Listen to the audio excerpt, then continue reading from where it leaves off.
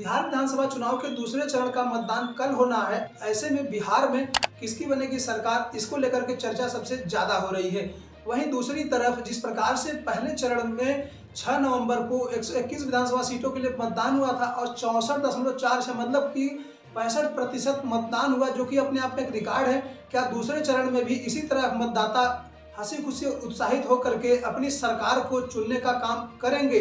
वहीं पर किसकी बनेगी बिहार में सरकार, अभी से ही जो है वो चर्चा हो रही है कि आखिरकार जिस प्रकार से इतने अधिक प्रतिशत में वोट हुआ है, क्या एनडीए की सरकार आएगी या महागठबंधन की सरकार बनेगी।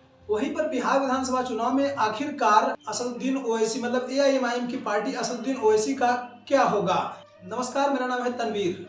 तो जिस प्रकार से बिहार विधानसभा चुनाव का दूसरे चरण का मतदान 11 नवंबर को होना है और जिस प्रकार से पहले चरण में मतदान 6 नवंबर को हुआ था 121 विधानसभा सीटों के लिए, वहीं पर दूसरे चरण का मतदान 122 विधानसभा सीटों के लिए मतदान होना है। ऐसे में अभी से ही गुड़ागणित जारी है, जहां पर दूसरे चरण में चुनाव लड़ रहे प्रत्याशियों की भी धड़कनें बढ़ गई हैं। वहीं पर जहां पहले चरण में मतदान हो चुका है उनकी धड़कनें ऑलरेडी बढ़ी हुई हैं। तो पहले और दूसरे चरण के जो प्रत्याशी हैं उनकी धड़कनें 14 नवंबर को और तेज धड़केंगी। आखिरकार किस नेता के हिस्से में जीत आएगी और किस नेता के हिस्से में हार आएगी। जहां एक तरफ बिहार में भारतीय जनता पार्टी के 13 राज्यों के मुख्यमंत्रियों ने खूब प्रचार किया, वहीं दूसरी तरफ प्रधानमंत्री नरेंद्र मोदी और बिहार के मुख्यमंत्री नीतीश कुमार ने भी जम करके प्रचार किया। जहां एक तरफ मीडिया में और कई तरह से कयास लगाए जा रहे थे, कुछ लोगों का यह कहना था कि बिहार के मुख्यमंत्री नीतीश कुमार का स्वास्थ्य नहीं सही है, लेकिन फिर भी उन्होंने लगभग 150 से ज्यादा जनसभाएं की। आपको यह भी बताते चले कि जो सबसे कम जनसभाएं बिहार में की वह कांग्रेस सांसद राहुल गांधी ने की। आपको यह भी बताते चले कि सबसे ज्यादा जो जनसभाएं की वह तेजस्वी यादव ने की और तेजस्वी यादव ने 180 से अधिक जनसभाएं बिहार में की।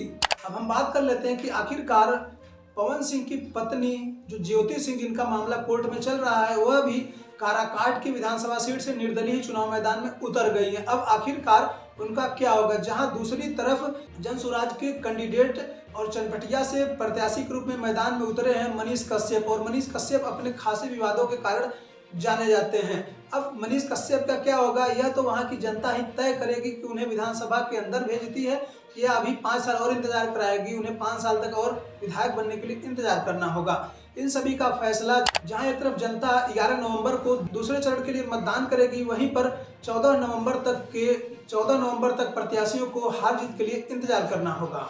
अब हम बात करते हैं कि असदुद्दीन ओवैसी की पार्टी एआईएमआईएम का क्या होगा।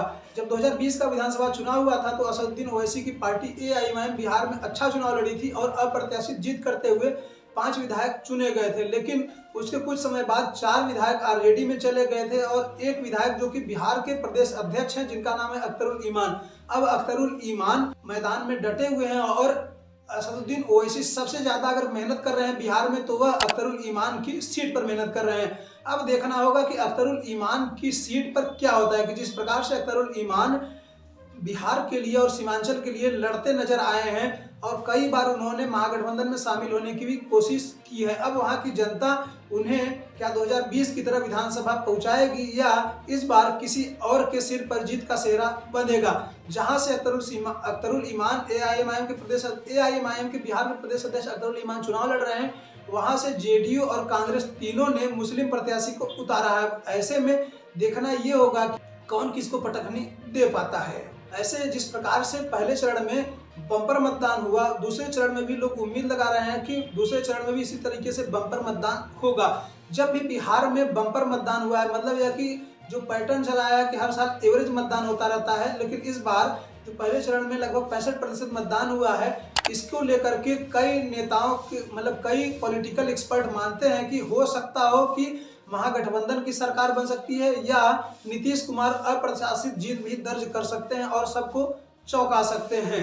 ऐसे ज्यादातर पॉलिटिकल एक्सपर्ट का यह मानना है कि जो एसआईआर हुआ बिहार में, इसकी वजह से विशेष मतदाता पुनरीक्षण हुआ, इसकी वजह से बिहार में मतदान प्रतिशत बढ़ा, क्योंकि जो बोगस जो अतिरिक्त मतदाता थे, जो मतलब यह कि जिनके नाम कट गए या जिन्होंने कहीं दूसरी जगह जुड़वा लिया, उनके नाम काट दिए गए और वह मतदाताओं की संख्या एक निश्चित हो गई और उन लोगों ने बम्पर मतदान किया। ऐसे आप सभी लोग क्या सोचते हैं, क्या दूसरे चरण में भी इसी तरीके से मतदान होगा और इसका फायदा तेजस्वी को होगा या नीतीश कुमार को होगा?